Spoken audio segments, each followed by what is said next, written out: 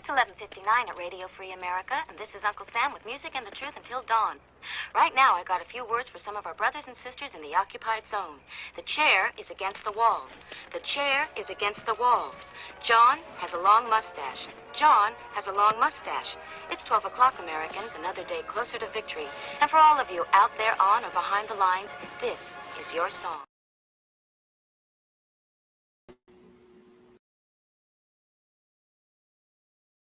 GearWebsites.com is your source for firearms-based playing cards and books. We also have mugs, shirts, and posters with designs that we've made live. Of course, we have patches. Every Friday is Free Patch Friday. We appreciate your support. Thank you for shopping at GearWebsites.com.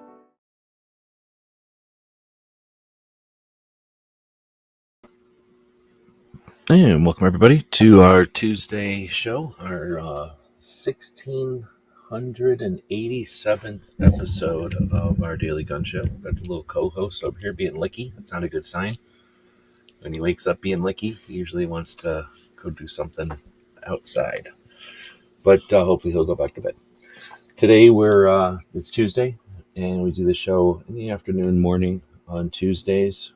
And on Tuesdays, our goal is to talk about content creation, do some coaching, do some inspiration, some motivation, hopefully, some information, if possible. And today we're going to hopefully have an interactive show. So we do this show live. I definitely appreciate the interactive nature of the internet, and we appreciate people that join us live. We're going to do some polls today to give the people that are joining us live a chance to participate in the show, a little more than normal. And if you're listening to this in the future as a podcast, which most people do, then you're able to participate as well, of course, in the comments, and you'll just be doing it as sort of a time traveler.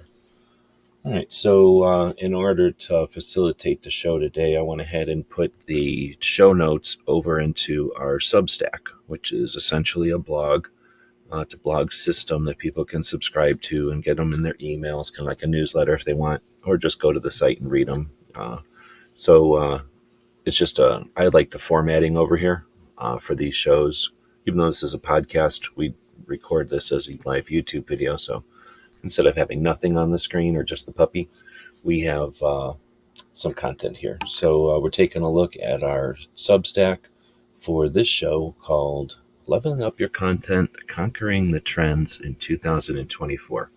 So we definitely have a lot of options available to us as content creators, as phones get better, as software gets more quick and efficient, and a lot of things are free, really. There's a lot of inexpensive options as well.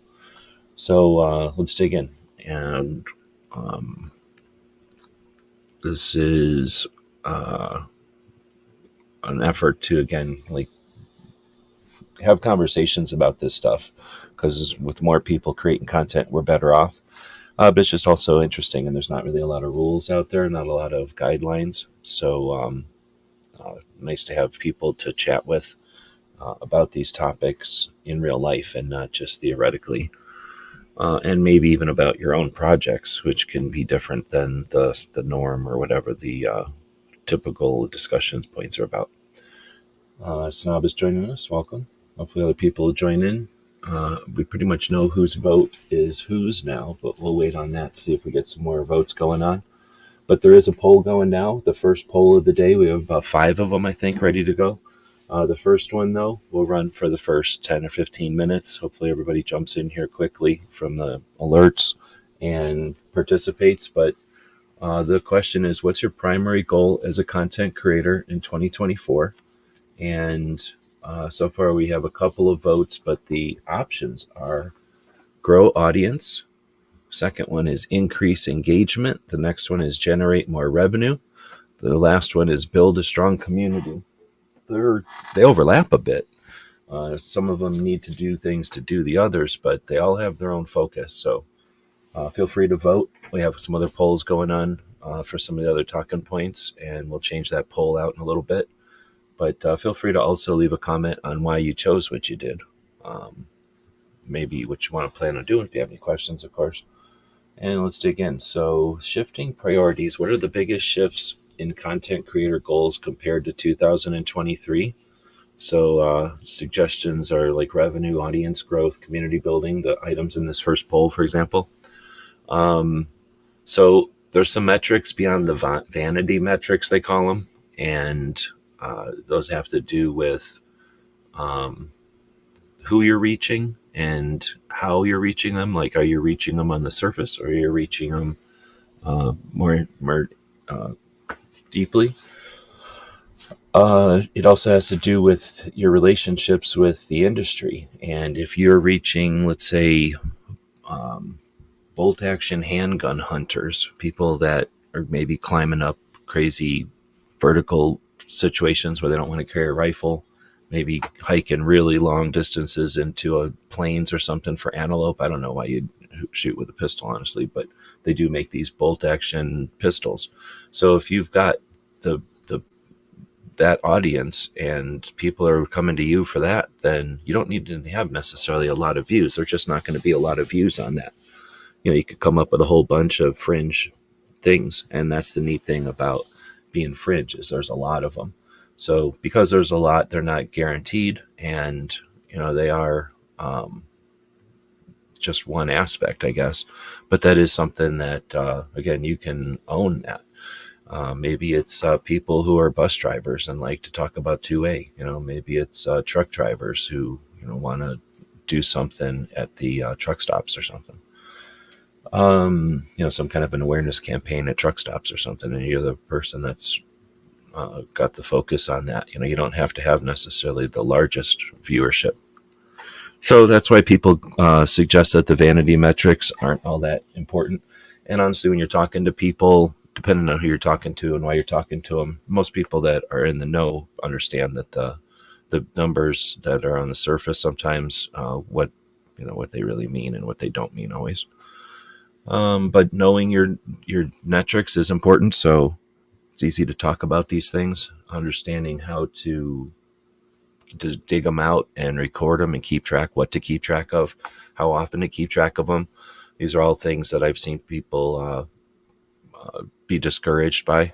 Looking at metrics too often is a waste of time, honestly. You wouldn't look at your speedometer 100% of the time while you're driving. You'd be a reckless driver, right? You wouldn't go anywhere. You'd be more concerned about what the dial says than which turn to make. So you'd probably be a pretty bad driver if you only paid attention, or you paid attention too much to your speedometer. On the other hand, if you never pay attention to your speedometer, you're reckless also, right? You're just driving around recklessly. So even though you know when to make a corner, you might not be able to make the corner. And then there's just the knowing when to be at the same speed as others. So just because you can go fast doesn't mean you should. Just because you can do something doesn't mean you should. So understanding some of those things can be when to look at them and how to look at them can be pretty useful. And then how to present those. If we're going to be talking about monetization here in a bit, knowing those numbers is useful, but knowing how to present those and who to present which numbers can also be a factor or a challenge. Foss is saying that Snob does not. I hear that Snob does not pay attention to his speedometer. I don't know. I don't think I've ever seen Snob drive. Or I guess Gizzard said that, right? So again, thanks everybody for joining us. If you're joining us, be sure to vote in the polls. We're going to get a bunch of them today, so I'm going to end this poll sooner than later. In fact, probably when we get to the next discussion point, right? So the purpose-driven content, exploring the rise of creators focusing on social impact, education, and niche communities over solely entertainment-driven content. See, I'm not good at keeping my finger on that pulse, so I have no idea how the general audiences are out there and their focus on entertainment versus information. I only like creating information. I'm only interested in information type of topic. So I very rarely, if I watch a movie or something, to watch entertainment, but I don't watch YouTube I don't think I watch YouTube at all for entertainment other than to talk about movies or something. So just for me, I don't really pay attention to that stuff as far as the entertainment side, but I'm sure that's a lot of fun for a lot of people. And it's probably a big chunk of YouTube. However, it's an election year. 2024 is what we're talking about here, not just content creation in general. So going into 2024, focusing on information, awareness, letting people discover things or helping people to discover things is going to be much more useful. And, do you have a purpose for your content? We talked about the poll over here. Some of the other polls will get into some of the other aspects of content creation. But, if you're solely creating content to add another salty snack to the mix, then honestly, the recipes I talk about aren't going to be useful for you. You want the recipes that just plow through audiences and reap money out of them. That's pretty easy to do. You just have to be ruthless. You just have to not care about your wake, what you've left behind when you do that. But none of these strategies are going to be very useful for people with that goal. But if you've got a purpose-driven goal, it can be very frustrating if you don't find the people that share your drive, you don't share your interest, and that would be one goal, perhaps, instead of trying to grow an audience, trying to find the people who share your passion, for example, might be a focus for the year. So, having a focus on impact and awareness and in giving voice to communities that don't have voice is always critically important, especially in the Second Amendment community, or our, what would we call it? I guess it's our community and the industry, I guess, but the community really, because there's definitely unrepresented factors from our community, giant unrepresented portions of our community. So adding voices for them is, you never know. In fact, if you really want a shortcut, I know a couple of shortcuts that you could get to if you really have a focus on impact. But I'm not going to say those publicly because exploiters will use them. So Foss is saying I'm kind of infotainment. Yep, I really like your style of just having fun with a purpose. Anybody can have fun, and some people like to intentionally have no purpose. I understand that, just being absurd or whatever. But honestly, if we're spending time doing this, you only got so much time on this time around on the planet. I don't know how your feelings are about how many times around you get to go on the planet, but at this time in 2024, we're all experiencing our time on the planet. So, you can be frivolous or you can put that to use. And I really appreciate your focus on use. Often, not always. So then we got mental health and sustainability, and that's a critical thing in 2024 with the number of players in the mix and the options that are available for people and the changes. Keeping your own head is important. We have lost a lot of good people over the years, not because of the illness or death or anything, but because they burnt out. They ground themselves out. They had unrealistic expectations. They weren't able to meet expectations that they had or whatever. So the mental health and sustainability part, I wouldn't say it's critical, but if you're ignoring that, then think of anything professional at this point. Professional drivers, professional military, professional business people, they're all aware of their mental health and the ability to sustain, because you can beat peak performance, but if you can only beat peak performance once or twice a year, or it takes you 3 years to get peak performance, I just don't think that's it's not a sustainable recipe, but it's not the smartest recipe, because you're able to be pretty peak all the time if you just have a plan. Okay, so we're talking health here, we're talking mental health, and we're talking like expectations. At least I'm thinking expectations, but it says addressing the importance of mental health awareness and self-care within the demanding creator lifestyle, along with sustainable content creation practices. I guess that's an interesting aspect of it too. There's plenty of people that come in and just thrash. They just do whatever they're going to do, and they just don't care about their consequences. They are enjoying the benefits they get for, let's say, being absurd or crazy or weird or something, or argumentative, or whatever the thing is that they're trying to be contrary or something, or just dumb. And, they'll come in, say a bunch of stuff, and there's always people. So there's always going to be new people to see that and think of it as awesome or cool or whatever, and enough people to sustain them for a bit. But then, especially if you're just being dumb or weird, then the people that appreciate that develop and grow, and then they have no interest in that anymore. So you essentially burn out because you don't have audience. You get a little bit of audience because anything get a little bit of audience on the internet, but choosing something that's useful is typically going to get you more long term. So yeah, feel free to leave questions or whatever we're talking about here. Seems like a lecture.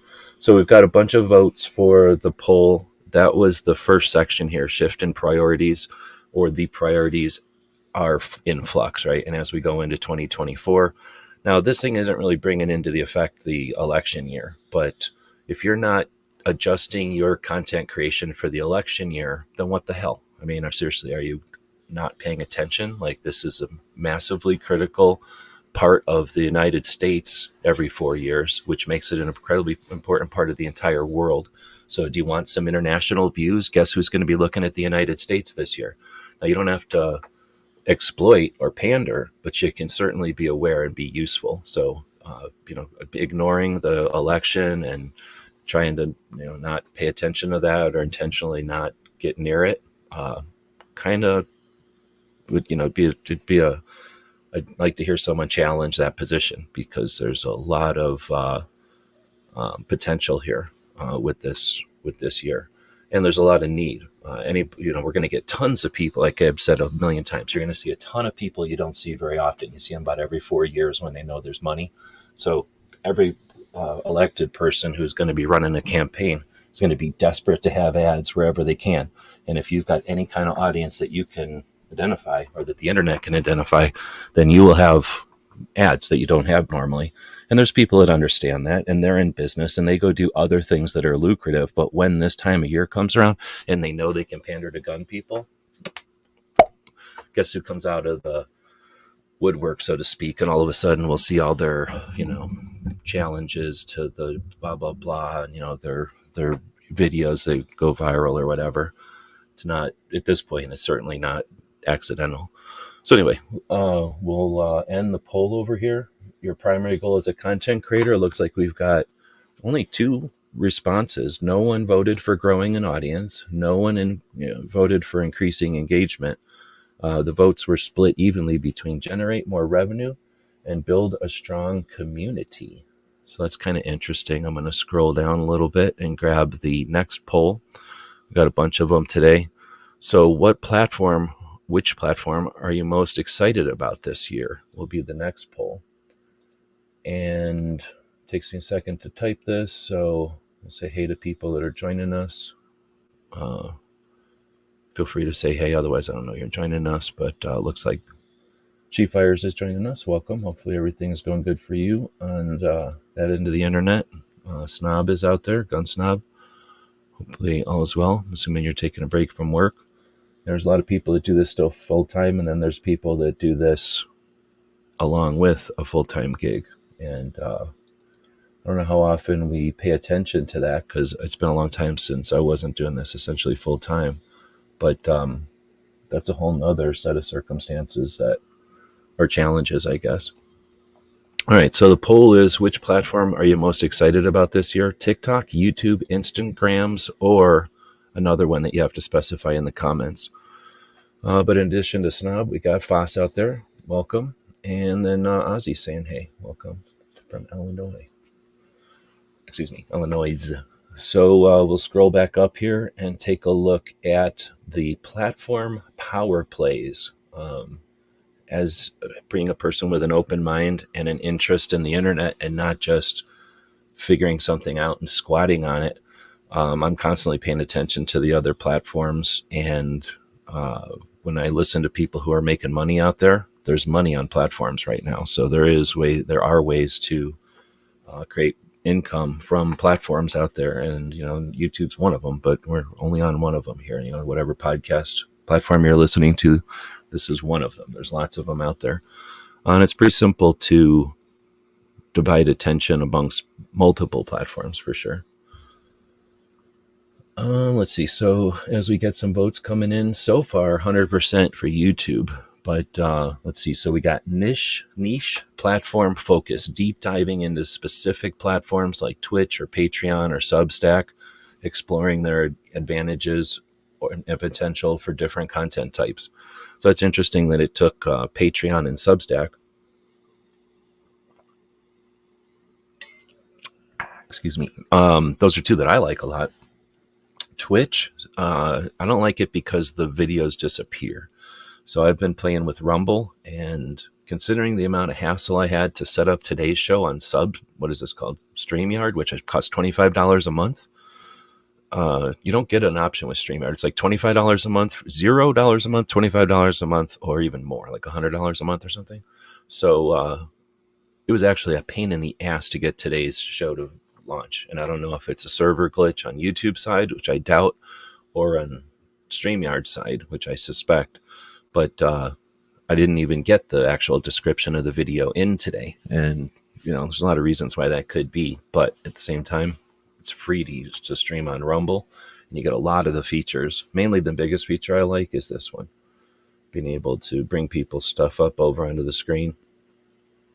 People saying hello, for example. That's pretty neat. And Rumble lets you do that right out the bat for free. I mean, StreamYard does too, but anyway.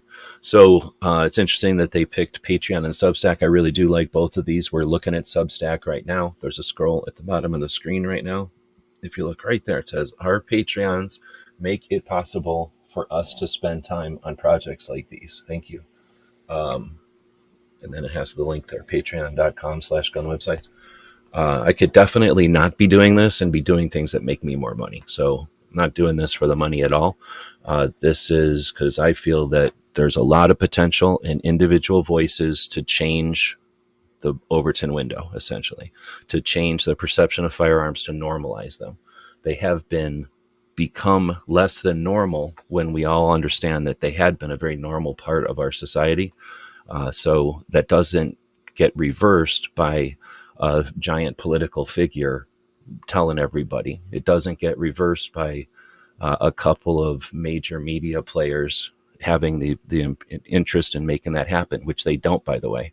It does happen, and it has happened often by individuals adding their voices to the mix, which is what the United States is all about. We have a freedom of press, and we have a freedom of speech. And both of those happen on the internet. We use technology, which we've invented, right? We have the ability to communicate, which we're comfortable with as a society, and we all learn and grow. And that happens by individuals throwing their hat in the mix, especially when the individual is interested in something and they see that their interest is not being represented. They can add their voice to the mix. That's the melting pot. That's the soup of America, or the stew of America. So content creators working individually, that's how we see things change here. So I do want to appreciate our Patreons, and that Patreon platform gets a lot of heat because a lot of people don't use it. They don't use it correctly. They get mad at it. They want to blame something, their lack of performance. They want to blame something. So it's the tool. There's people on there that get paid a lot of money probably and don't deserve it. It's just a tool. It's just a feature of the internet. There's a lot of people that use Patreon. You can ignore it all you want, but there's a lot of people that use Patreon and they enjoy venture capital. They enjoy funding things that are not yet funded. And I don't care if you think it's an interesting thing or not. I personally really find it interesting to support people who have a useful voice out there. And there's lots of people like me. So Patreon, by being on a platform like Patreon or one of the others, if you hate Patreon for some reason because your friends doesn't like it or whatever, fine. But there's other platforms out there besides YouTube that allow funding of projects. And we'll talk about why that's important next. But being comfortable on platforms like that is a benefit. It's definitely not a disadvantage in 2024. We're going into a year when there's going to be a lot of people who are frustrated, and we're capitalists, and we're in the United States. We use our wallet a lot. So if you don't have anything out there for your project to be funded, then don't blame other people for your lack of funding. Substack, this is what we're looking at now. It's essentially another blog. I really like Patreon because it's a blog, and I would probably be looking at it. 2 years ago, we would have been looking at it. But thanks to Sharon up in Washington, she told me about Substack and how it had worked for her for some projects. And I've really enjoyed its formatting, and people can subscribe to you over here. And for me, at least, it's a real hassle to set up a newsletter. So if I can do something in YouTube, copy and paste it over here and add some formatting so it looks decent, I'm satisfied. And now people can subscribe to this as a newsletter, and I don't have to pay for a newsletter. I'm probably going to drop the newsletter service here in a bit. So anyway, this Substack is a great platform. Now, it's not for everybody. Obviously, it's just a thing. It's just a bunch of words. If you don't like typing everything out, you're never going to want to do this. So there's other platforms out there. People that use these platforms are typically unimpressed by the large platforms. So you're, again, going to find people who are more interested in what you're doing, perhaps because of where you're doing it. Does that make sense? New York Outcast is saying normal isn't even normal anymore. King size is almost regular size, but costs way more. Yeah, I got, what do they call that? I got shrinkflation the other day at the store. I came back from SHOT Show, and normally I have a 16-ounce thing of spinach that I get at the store for $5, and they changed the packaging to use less plastic, and now it's a 10-ounce thing of spinach for the same $5. So, yeah. But, whatever, we could bitch and moan. Guess how much it costs for a thing of spinach for my grandparents or my great-grandparents. So, money's money. Make more money. We're capitalists. Let's get into this next one. Short form versus long form. By the way, all the votes are still for YouTube over there. I know that we're on YouTube right now, but the people that are listening to this are listening to this as a podcast, maybe in their car while they're driving, or while they're at work or something. So maybe shoveling snow. I don't know what people do when they listen to this as a podcast, but you people in the podcast world probably aren't addicted to YouTube like some of us are. What would you vote for? TikTok, YouTube, Instagrams, or some other platform? We're not even getting others out there, which is sort of discouraging. It's a lot more fun when people are constantly exploring the other platforms, and then they can bring those experiences to the table. It can be frustrating when there's a lot of options. There's been a couple of spurts where we've had like a lot of video sharing platforms kind of happen all at once, and there was a bit of frustration trying to figure out which ones to use. Which one's still here? Guntube.org. Just saying, which one's still here? Guntube.org. But anyway, so it's not always a step forward, but if we're not stepping, we're never stepping forward, right? So you got to be able to take a step back once in a while, get a different perspective, figure out what doesn't work, take 2 steps forward. Big deal. So unless you want to stand still, don't be afraid to walk around and do stuff. All right, so let's move on to short form versus long form. Discussing the rise of short form content and its impact on longer form formats. Analyzing how creators can adapt their strategies across platforms. There is no short form. YouTube videos are short form. There used to be documentaries, and then there were TV shows, and then there were YouTube videos. It makes sense that there's going to be shorts, and it makes sense that we're going to get to very short things. We used words, then we used abbreviations, and then we started texting, and now we have emojis. So if you are seriously worried about long form versus short form, grandpa or grandma, come on, man. This isn't even a thing. This is just the evolution of us. Like, yeah, we used to use telephones that were stuck to the wall. We used to have to go buy a telegram. We used to not be able to talk to people far away from us, get used to it. Things are getting shorter because we don't need to hear about everything. We used to have to go, hey, I'm using the www, blah, blah, blah, blah, right? And now we don't have to say www anymore because we all know what www is. So yeah, things are getting shorter because we're all smarter than we used to be. So don't get worried about the long form or short form. Master short form. Holy moly, short form makes so much money, it isn't even funny. Like, seriously, I got out of debt doing short form. So if you haven't mastered short form, are you creating content or are you creating documentaries? Like, if you're creating anything over 8 minutes, it's not necessary. 8 minutes is the $sign on YouTube. Make it 8 minutes long, you're done. Don't make it shorter than 8 minutes, but you don't have to make it much longer than 8 minutes. And that's short form. Guess what? That's short form. If somebody wants to debate that, come at me. We can have a conversation about it. Let's see.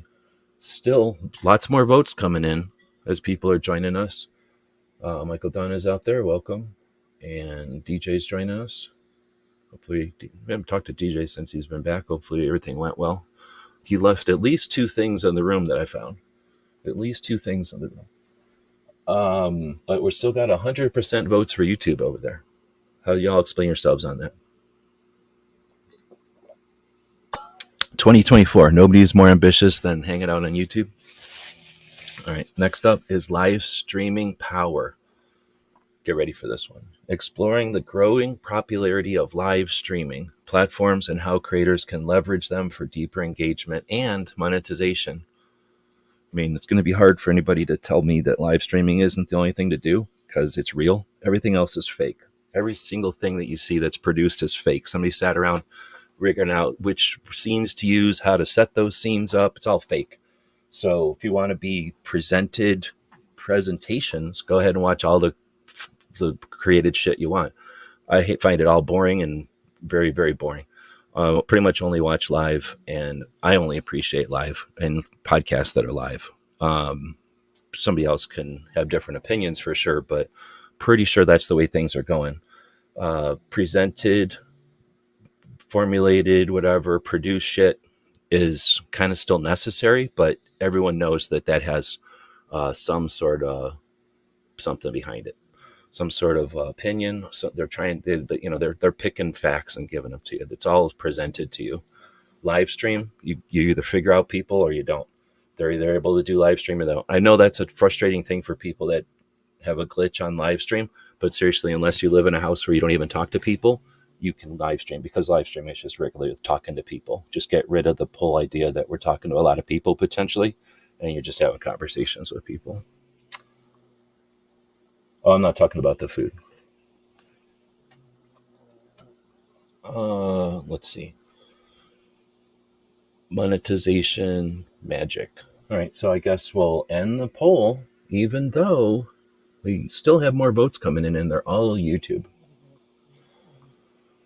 You're allowed to vote for YouTube, but that's like going into a sandwich shop and everybody just ordered a plain mayonnaise sandwich. Can I just have the plain mayonnaise? So just bread and mayonnaise. I don't want the bread toasted, just untoasted bread and mayonnaise, please. All right, so the next poll is, have you tried any new monetization strategies lately?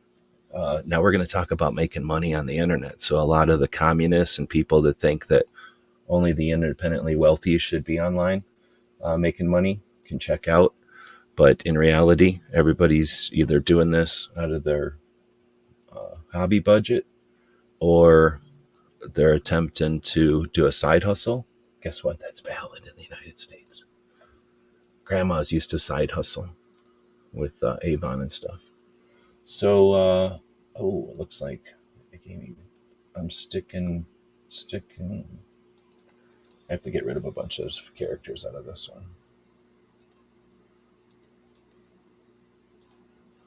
Okay, and boom. So your options are, have you tried any new monetization strategies lately? Yes, and it's working.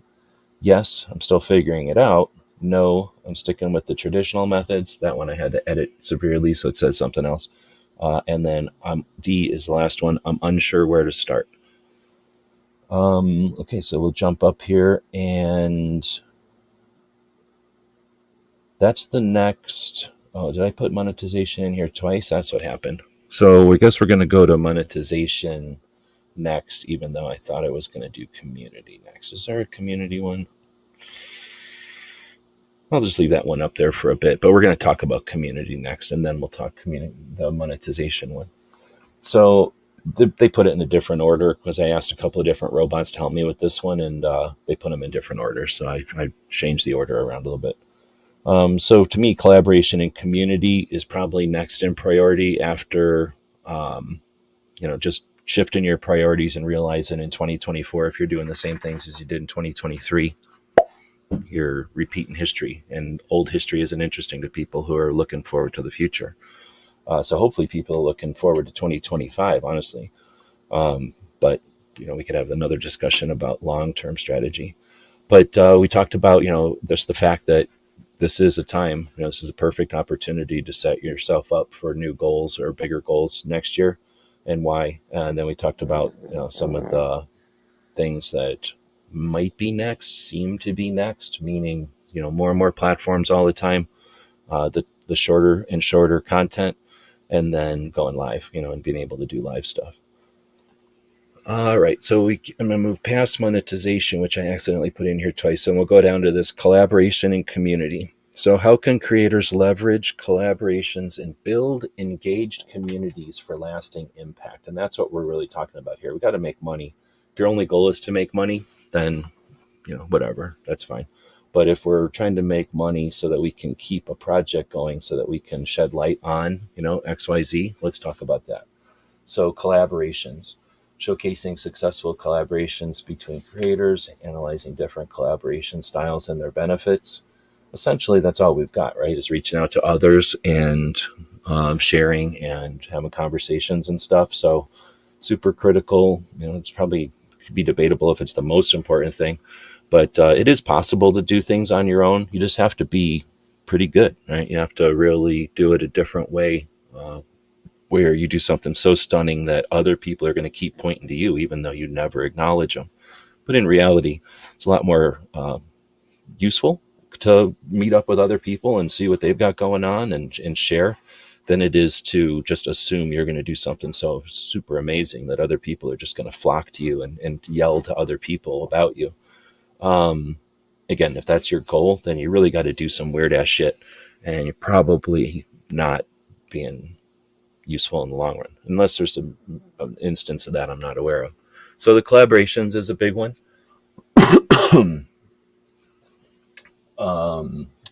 Then you've got community building strategies, sharing actionable tips on building engaged communities, fostering interaction, and retaining loyal viewers. So community building strategies, this would be a good one for an entire show, I think.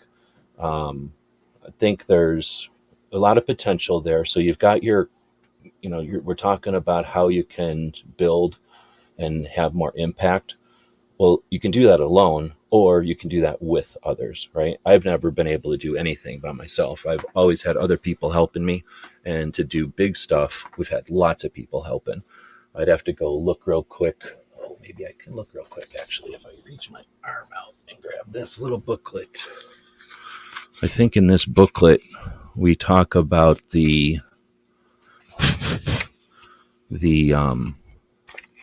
projects that we've done.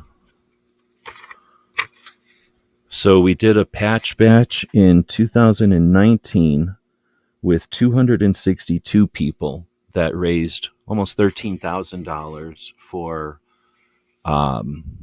creating a shit ton of patches to give to, well, it turns out it was 1, 2 or 3 nonprofits. And then the second year we did it in 2020, and we had 393 backers raise over $20,000. So we could do the same thing to give patches to, in this case, 1, 2, 3, 4, 5 nonprofits. And, so that was pretty fun. Like, that was neat to create a thing where we were able to just give those organizations something, hopefully teach them. That didn't work, but teach them how, merch can be useful for their organizations. But then also just to have fun. I mean, I think the people that did that, or that were involved in that, still appreciate the project and the reasons for it. So, the community makes things possible. And nobody's got to take on a massive burden other than, maybe somebody with some time or some organization and stuff, some preparation. You can do that with others. You don't have to take on all these burdens yourself. So community building strategies, again, this could be a whole nother conversation. I guess I should probably stop and look at the comments to see if anybody's talking about any of this stuff. But so like I say, the community building, I don't want to say it's more, well, I would say it's more important than collaborations, but definitely in the same, top priorities. The next one is leveraging social media groups and Discord. So this is definitely not written by me. Discussing the effectiveness of social media groups and Discord servers for community building and creator fan interaction.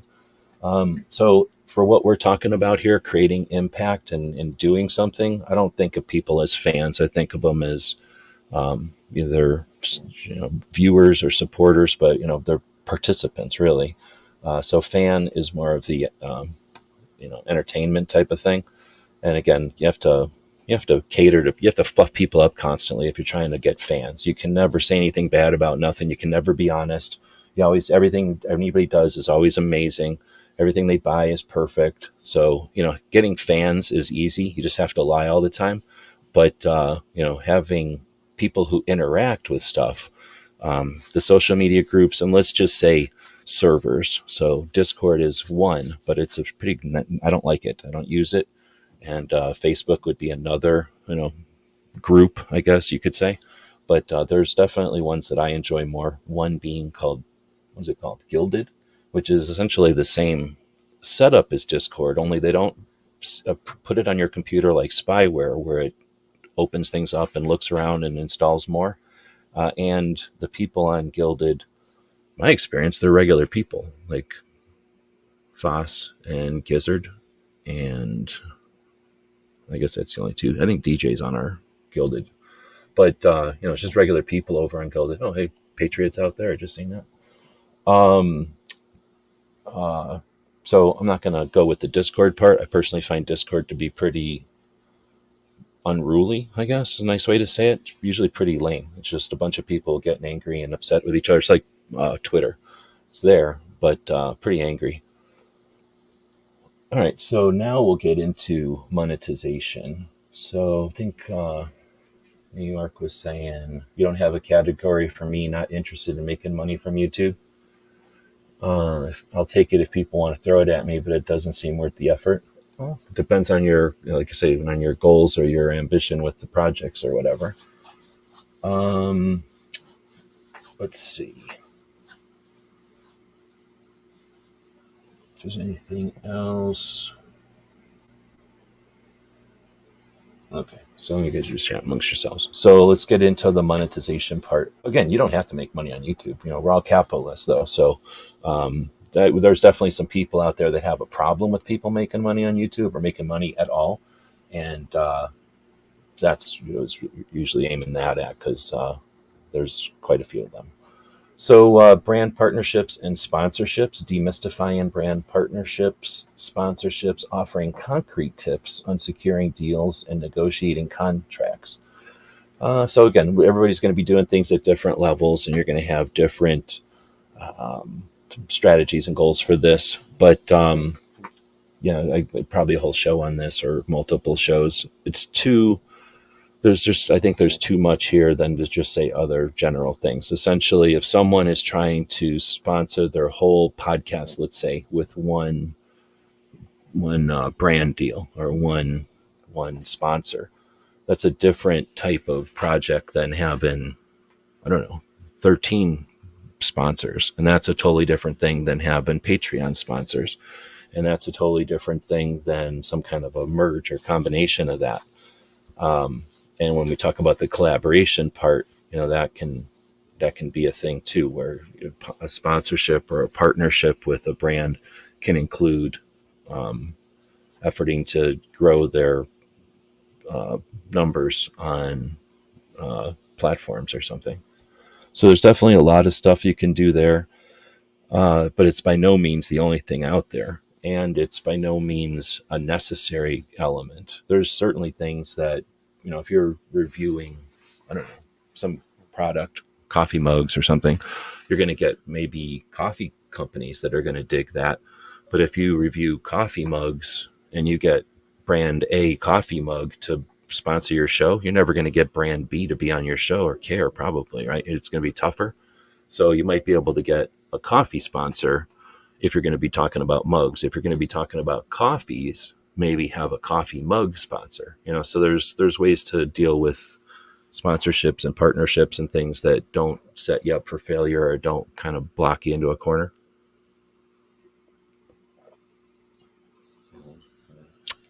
But again, that's not the only thing. Just like if you were creating a magazine, before the internet magazines existed. You could have a magazine with ads in it and the ads pay for everything, or you can have a magazine with a subscription and the subscription pays for it. So think of like Mad Magazine or a comic book.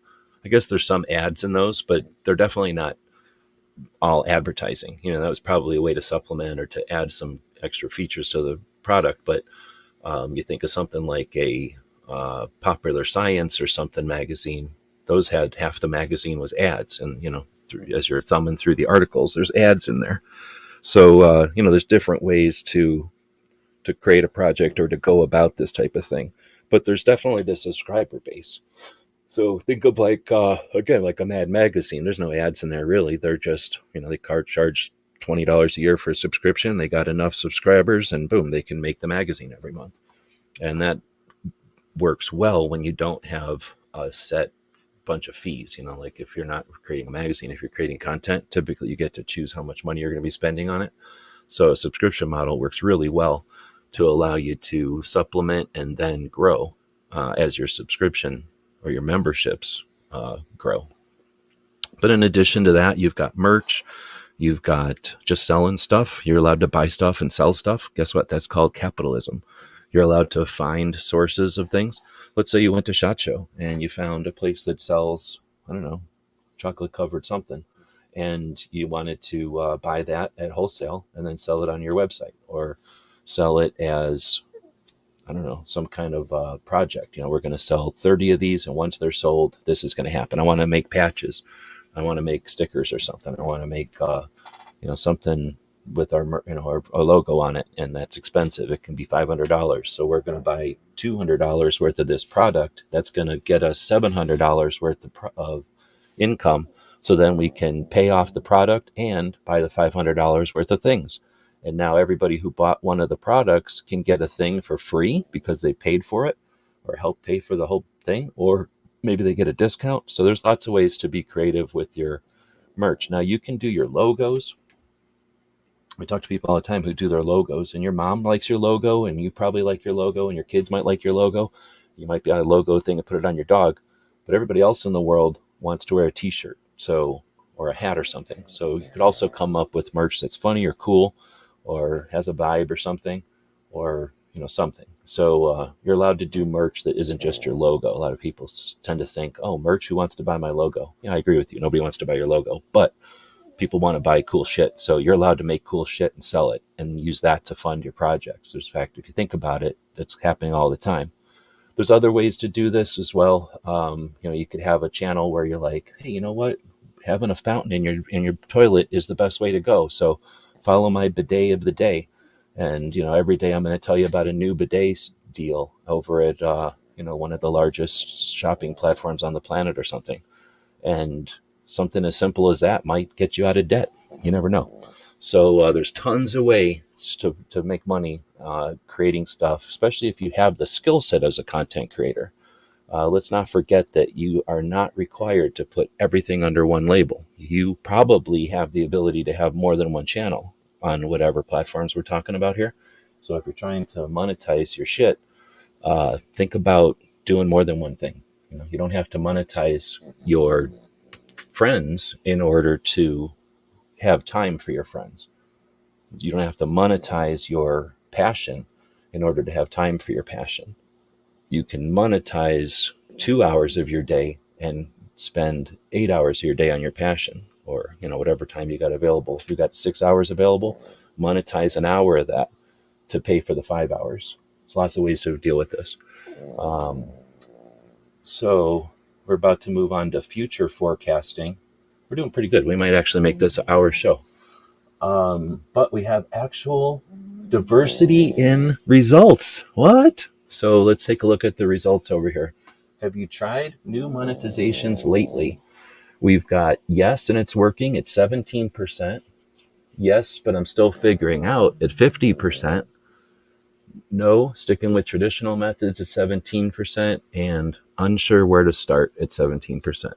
If I would have had space, I could have put in there not interested maybe for New York, but I'm thinking people that are ambitious and creating content would like to do more. And usually that means, unless they're financially independent, that means funding it, figuring out a way to make it pay for itself so that you can spend more and more time doing it. And think of it again, in this portion of it, this monetization part, this is a recipe. This is a formula, right? This is your proportions. It's definitely possible to spend 20% of your time monetizing 100% of your project. If your project is passion and you don't want to wipe sales all over it, go put sales over there. Go do something that isn't sales. Find somebody who also has your passion and wants to fund it and doesn't want to put a lot of obligations on you.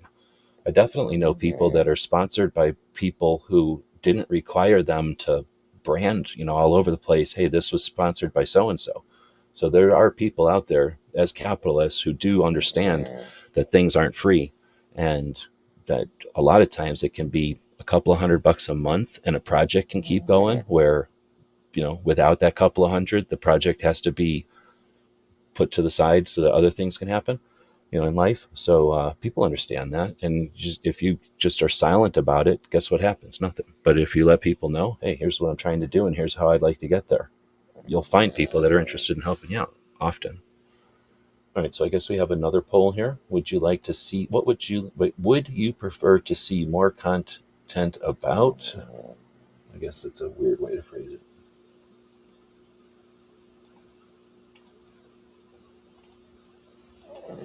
Would you prefer to see more content about? I'm going to put what in there because that doesn't even sound like a question. You may not realize it, but the puppy co-host has been sleeping this whole time. He has almost no interest in any of this. So what would you prefer to see more content about? Collaboration strategies, community building tactics. That's an interesting way to phrase that. Future platform trends. I would like to have a conversation about that with somebody who actually wants to have a conversation about it. All of the above. Dun, dun, dun. A basket.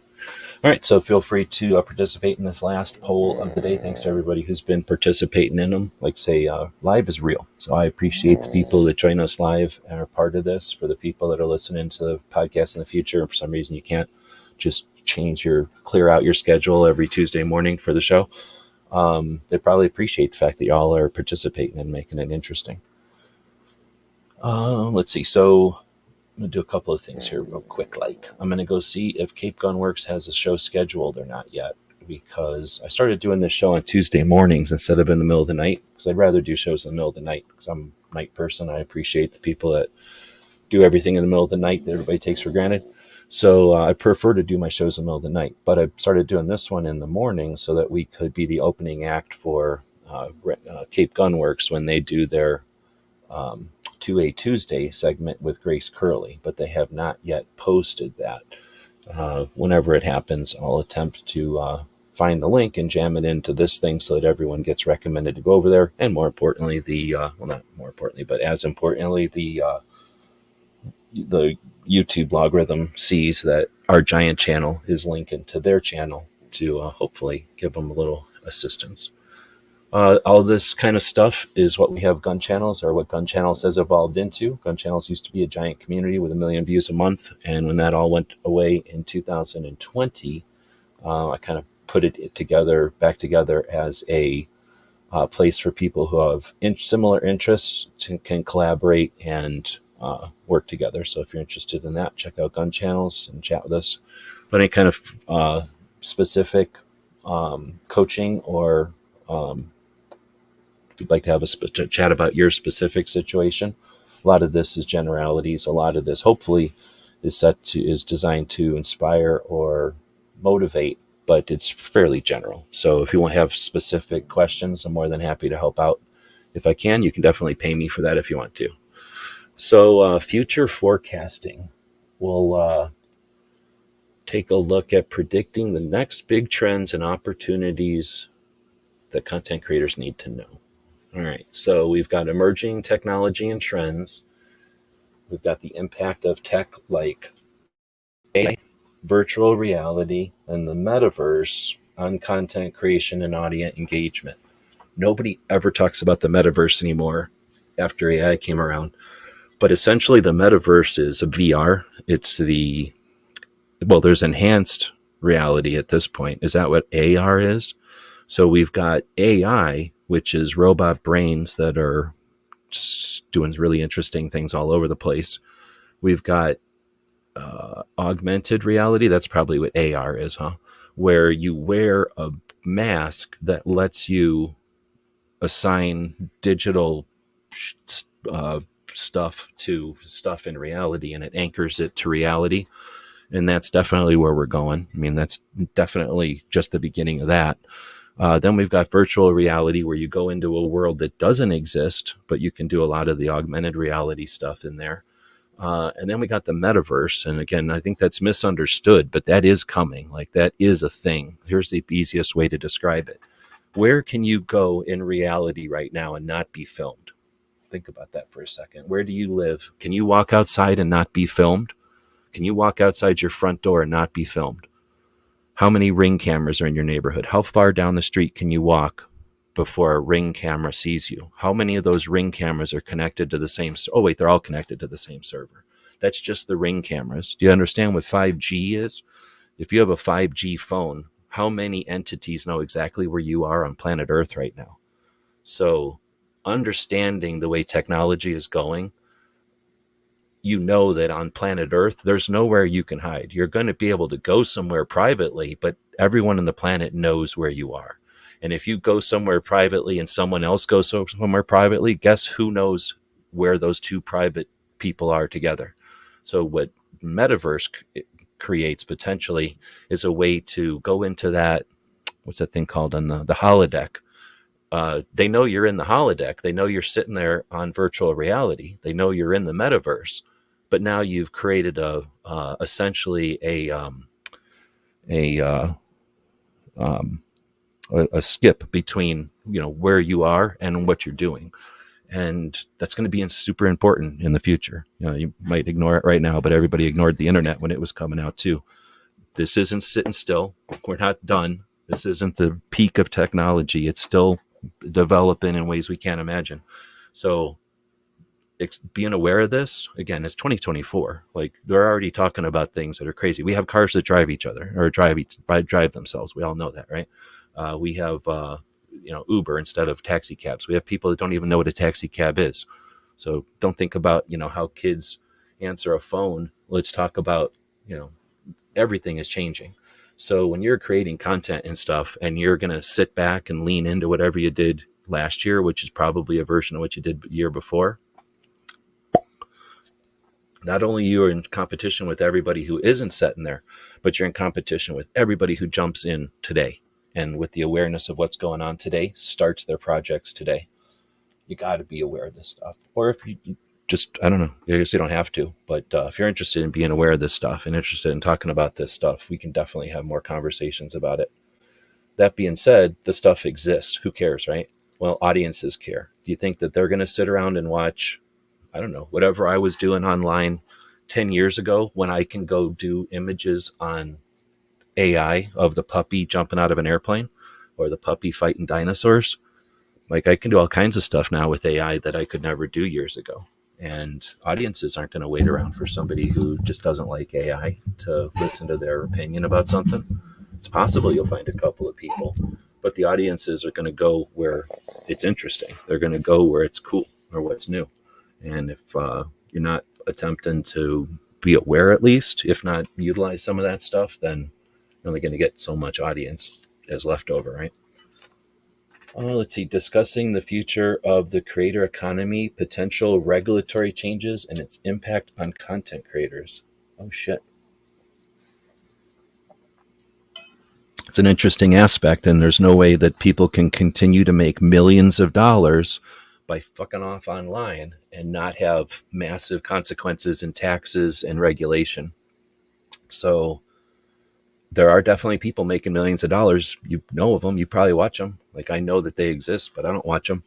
But they exist, and there's a zillion of them. They're making a shit ton of money, and they are there's only so much time before somebody decides this is all a occupation that needs more attention.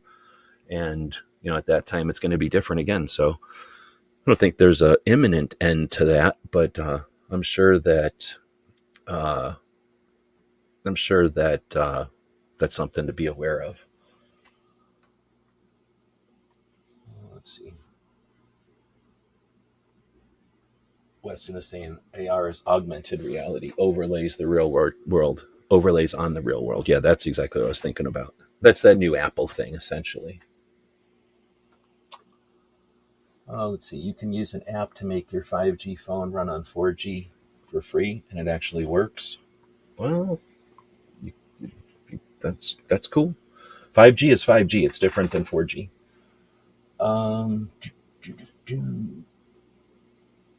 Turn and face the strange. Is that what that lyric really is? Gear Report is out there. Welcome. Audiences are already rejecting the death of real human-generated content. I don't know about that. I hated the forced shift to 5G. My phones can't grab much 5G signal.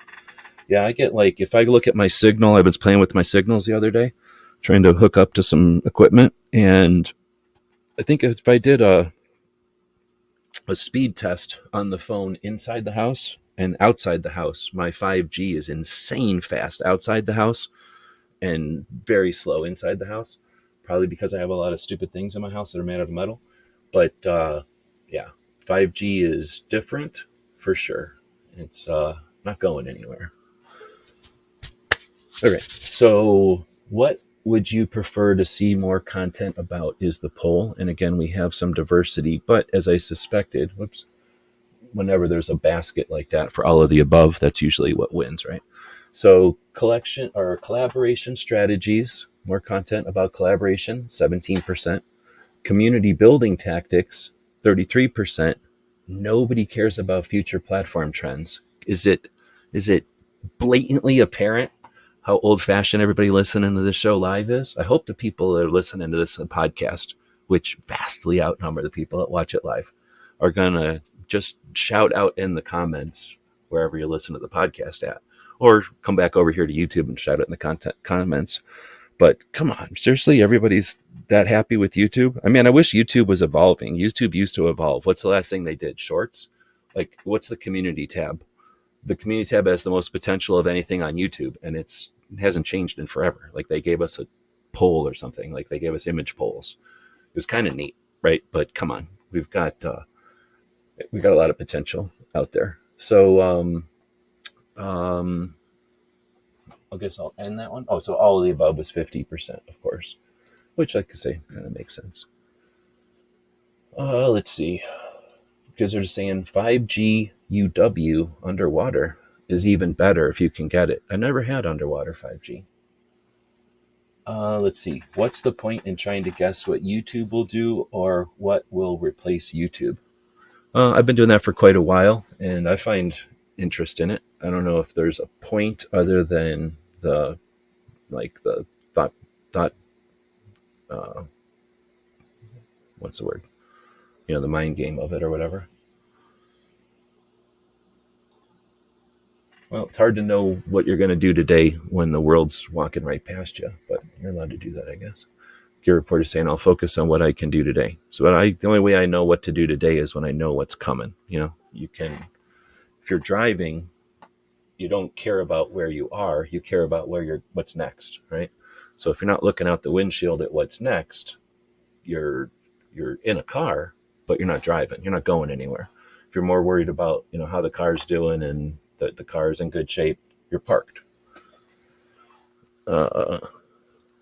Gizzard is saying 5G underwater equals 5G ultra wide, way faster than 5G. Oh, okay. I have to go do some more research then. Let's see. It's only since Foss started doing polls that I pay attention to the community tab. Oh, well, you're in the minority then, because the community tab shows up as a post to everyone. So you can really get a lot of coverage of things. And since you can do polls, you get a lot of feedback. It's actually the most interesting thing on YouTube, aside from live chats, in my opinion. All right. With that, though, thanks everybody for joining us live so that we don't end up just having a conversation here in the chats. I'll end this one. We do have this over on the Substack where you can take a look at it with some decent formatting. You can subscribe to us over on Substack. I was going to take a second here to just chat up our Substack. It's kind of neat. If I go to the dashboard over there and go to my stats, this is, I think, a year's worth essentially. So you kind of see, we get some views. I can kind of go back on here and I could probably look and see, what was so interesting here. And I could double down on that if I was, interested to do that. But then down here, it tells you where you're getting stuff and stuff. Where did I find that other stuff? Like who's sending you stuff? Oh, here we go. And then I can go to subscriber report and look at this. I can see where people are. That's kind of cool. 33% in California, which is pretty much our YouTube demographic as well. Like we get a lot of views from California. I don't even focus on California that much, so I do appreciate that. And then we get a lot from Texas. Now it might just be a population thing, but then again, you can kind of see the different states. You would think we get a lot of views from Arizona. We have one subscriber in Arizona.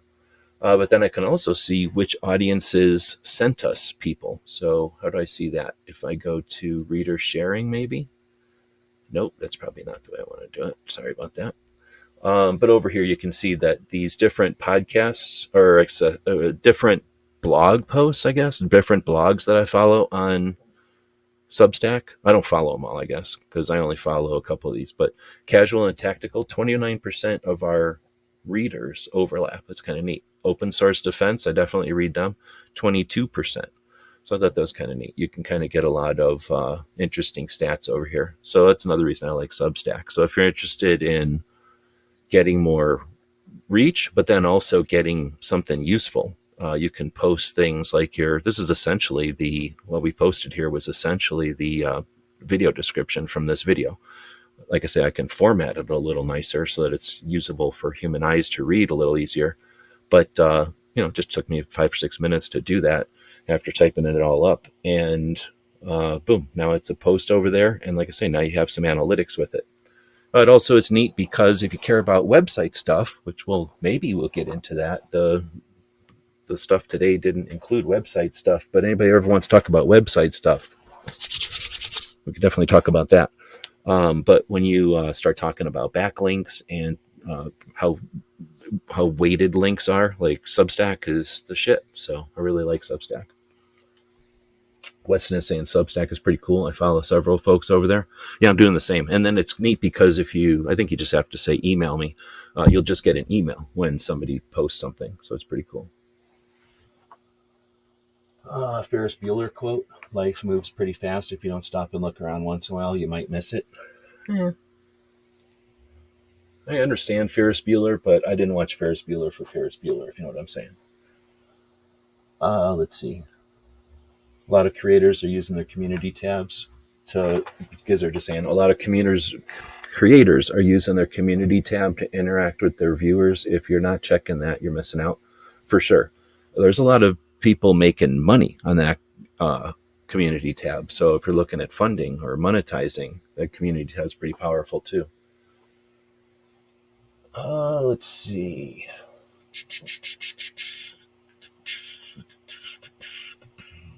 All right, well, She Fires are taking off, so we're out of here. All right, thanks, everybody.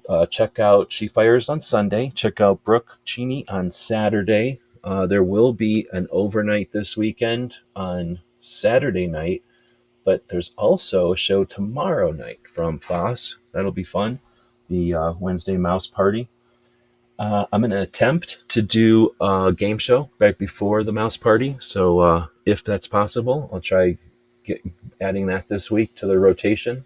Who am I missing? Snob joins regularly on Gizzards' show on Friday nights. And I think I'm hitting everything that's out here, everybody that's out here. Thanks again for joining us live. If you're listening as a podcast, you know what to do. Give us a thumb up or a star or whatever. Those are much appreciated, as the podcast platforms only care about interaction. They can't really do much more than assume you listened, but the interaction gives them some indication that you appreciate the show. We definitely appreciate that. I'm going to do a quick commercial for our gear website store, and we just grabbed a bunch I think the correct terminology is a buttload of patches from the SHOT Show. We offer free patches all the time, not just on Friday. So buy stuff from us, get free patches. GearWebsites.com is your source for firearms-based playing cards and books. We also have mugs, shirts, and posters with designs that we've made live. Of course, we have patches. Every Friday is Free Patch Friday. We appreciate your support. Thank you for shopping at GearWebsites.com. Oh, just noticed that Bullets for Bucks is joining us. Welcome. Good quote. All right, take it easy, everybody. I'll put this up here in case Patriot's still out there.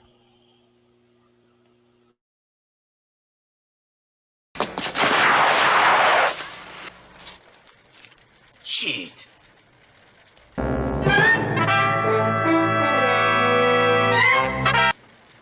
Ninja?